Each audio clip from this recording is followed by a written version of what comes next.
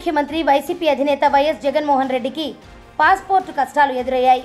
మొన్నటి వరకు సీఎం హోదాలో డిప్లొమాటిక్ పాస్పోర్టు ద్వారా విదేశాలకు వెళ్లిన జగన్కు ఇప్పుడు కష్టాలు మొదలయ్యాయి. ముఖ్యమంత్రి పదవి కోల్పోయిన తర్వాత తొలిసారి జగన్ లండన్ పర్యటనకు వెళ్లేందుకు సిద్ధమయ్యారు. ఈ నేపథ్యంలోనే సిబిఐ కోర్టు కూడా అనుమతి ఇవ్వడంతో ప్రయాణానికి అన్ని ఏర్పాట్లు చేసుకున్నారు. అయితే ఆయన డిప్లొమాటిక్ పాస్పోర్టును సంబంధిత అధికారులు రద్దు చేయడంతో ఆయన సాధారణ పాస్పోర్టుకు దరఖాస్తు చేసుకోవాల్సి వచ్చింది.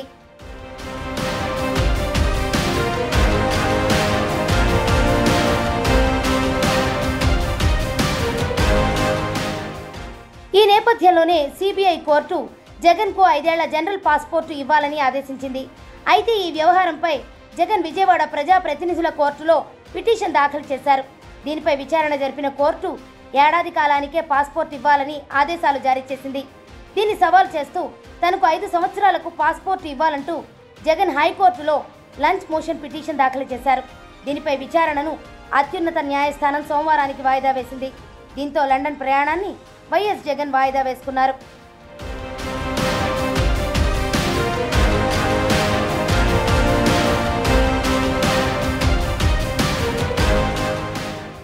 వాస్తవానికి వైఎస్ జగన్ ఈ నెల 3వ తేదీన సతీ సమేతంగా లండన్ వెళ్లేందుకు ఏర్పాట్లు చేసుకున్నారు.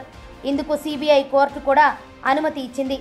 లండన్లో చదువుతోన్న కుమార్తె పుట్టినరోజు వేడుకల కోసం 25వ తేదీ వరకు అక్కడే ఉండాలని భావించారు.